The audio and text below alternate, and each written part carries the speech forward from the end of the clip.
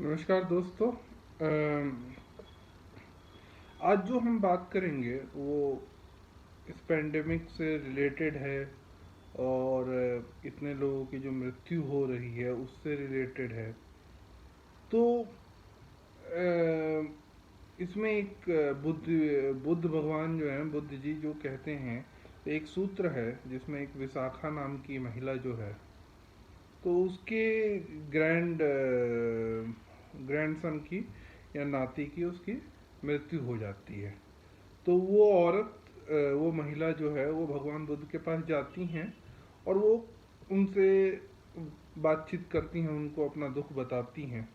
तो आज हम देख ही रहे हैं कि किसी का बेटा मर जा रहा है, किसी का नाती मर रहा है, किसी की मतलब घर परिवार में किसी न किसी की मृत्यु हो रही है। तो मुझे लगा कि ये सूत्र जो है वो लोगों के लिए बहुत ही फायदेमंद होगा।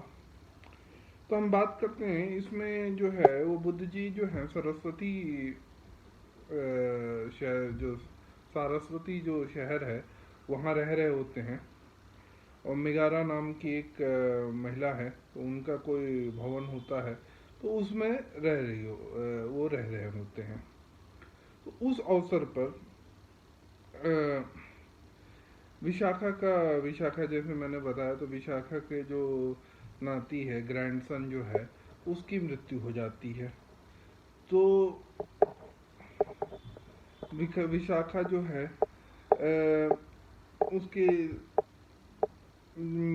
जो मिगारा की माँ होती है, तो वो अपने उनके बाल अभी गीले होते हैं, सब कपड़े जो हैं वो भी गीले होते हैं, और दिन के बीचों बीच। तो आपको पता होगा कि हमारे यहाँ जो महिलाएं होती हैं वो बाल गीले करके और कपड़े गीले करके किसी के यहाँ नहीं जाती हैं, लेकिन यहाँ पे यही होता है कि वो बुद्ध के पास जाती हैं। वो महिला जो हैं वो बुद्ध के पास जाती हैं एंड बुद्ध के पास जाके वो बुद्ध से कहती हैं। तो क्या कहती हैं, तो बुद्ध जी उनसे मतलब वो बुद्ध उनको देखते हैं, तो बुद्ध वो जैसे ही बैठने लगती है तो बुद्ध उनसे कहते हैं कि विशाखा, तुम्हारे कपड़े गीले हैं, तुम्हारे बाल गीले हैं, और ये दिन के बीचों बीच तुम यहाँ क्या करने आई हो? क्या मतलब तुम्हारा क्या काम है कि तुम यहाँ आई हो?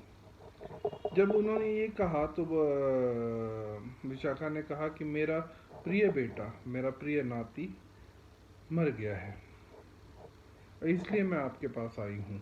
मेरे बाल गीले हैं और मेरे कपड़े गीले हैं और दिन के बीचों बीच। तो बुद्ध क्या कहते हैं? बुद्ध कहते हैं कि विशाखा, तुम क्या इतने बच्चे और नाती पोता चाहोगी जितने सरस्वती में लोग हैं? तो वो कहती हैं कि हाँ हाँ भगवान, मैं उतने बेटा बेटी और नाती पोता चाहूंगी जितने सरस्वती में लोग हैं। But how many people in सवातिथि die in the course of a day, कि एक दिन में सरस्वती में कितने लोग मरते हैं? तो वो कहती हैं कि भैया कभी 10 लोग, कभी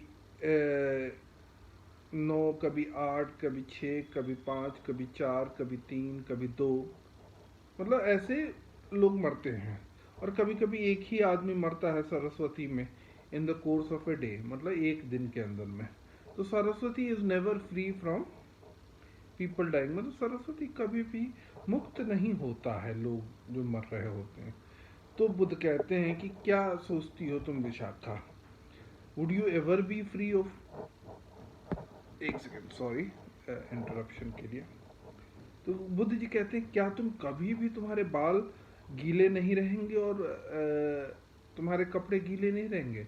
कहने का तात्पर्य यह है कि बुद्ध यहाँ पे ये कहने की कोशिश करते हैं कि जैसे आज तुम आई हो और तुम्हारे बाल गीले हैं और तुम्हारे कपड़े गीले हैं, तो तुम्हारे पास इतने सारे जब बच्चे होंगे और नाती पोता होंगे, तो तुम्हारा बाल तो कभी भी गीलेपन से नहीं हटेगा, और तुम्हारे कपड़े हमेशा ही गीले रहेंगे। तो विशाखा क्या कहती है? कहती है कि नहीं सर, नहीं बुद्ध जी, इतने बेटा बेटी मुझे नहीं चाहिए। Enough of my having so many children and grand children, तो इतने मुझे बच्चे और नाती पोता नहीं चाहिए।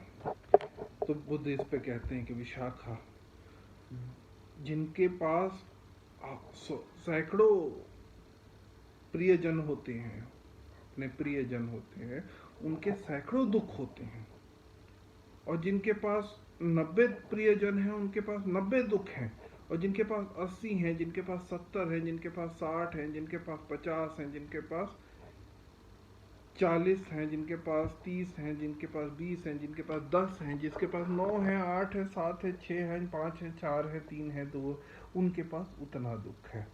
लेकिन those who have one dear have one suffering, जिसके पास एक ही आदमी है, जो एक ही प्रियजन है, उसके मरने से एक ही दुख होगा। और जिनके पास कोई प्रियजन नहीं है, उनके पास कोई दुख नहीं होगा। They are free from sorrow, free from strain, free from lamentation. I tell you, मतलब मैं बताता हूँ तुम्हें कि वो दुख से मुक्ति है उनको, पीड़ा से मुक्ति है उनको, जिनके पास कोई प्रियजन नहीं है। तो इस पे बुद्ध ने आखिर में एक स्टैंजा बोला। क्या बोला? The sorrows and lamentations, the many kinds of suffering in the world exist dependent on something dear. कहने का मतलब है कि जो कष्ट है, जो पीड़ा है, जो दुख है, जो कई तरह के दुख हैं जीवन में, वो किस पे डिपेंडेंट है? आपके प्रियजन होने पे। They don't exist when there is nothing dear. जब आपके पास कोई प्रियजन नहीं है तो वो एग्जिस्ट नहीं करते हैं, वो संसार में नहीं है, मतलब वो दुख नहीं है, वो पीड़ा नहीं है। And thus blissful and sorrowless are those who for whom nothing in the world is anywhere dear। मतलब उनके लिए जिनके पास कोई प्रियजन नहीं है, उनके लिए blissful and thus blissful and sorrowless. Blissful है, ब्लिसफुल मतलब कि वो शांत हैं, दुख से हटे हुए हैं, और सोरोलेस मतलब जिनके पास दुख नहीं है, जिनके पास कोई प्रियजन नहीं है। So one who aspires to the stainless and sorrowless shouldn't make anything dear in the world anywhere। कहने का मतलब यह है कि जो लोग ये चाहते हैं कि वह कष्ट ना हो, पीड़ा ना हो, तो उनको कोई भी प्रियजन नहीं बनाना चाहिए। उनको अपने ज़बरदस्ती लोगों से बहुत घनिष्ठता नहीं बनानी चाहिए, बहुत अपने प्रिय नहीं बना लेना चाहिए। देखिए, जो आप लोगों को पैदा हुए साथ में वो तो प्रिय है ही, लेकिन अप्रिय ही नहीं, अप्रिय भी नहीं बनाना चाहिए किसी को। तो नॉइदर डियर नॉट नॉन डियर। इसका एक बहुत अच्छा एग्जाम्पल है। जैसा ये कह रहे हैं कि अगर जैसे शहर में आज कोई मर जाता है जिसको आप नहीं जानते हो, तो आपको पीड़ा है, लेकिन वैसा पीड़ा नहीं है जब जैसा आपका कोई प्रियजन, आपका भाई, आपका कोई बेटा मर जाए, उतना आपको पीड़ा नहीं है, क्योंकि आप उसे नहीं जानते। आप यही बात विशाखा को यहाँ वो समझाते हैं, और ये बात सत्य है क्योंकि हम देख सकते हैं कि ये सत्य है। तो बुद्ध की ये सूत्र है, इस सूत्र का नाम ही विशाखा सूत्र है, और इसमें यही समझाने की कोशिश करते हैं कि ज़्यादा प्रियजन बनाने की जरूरत नहीं है, आपकी आवश्यकता नहीं है।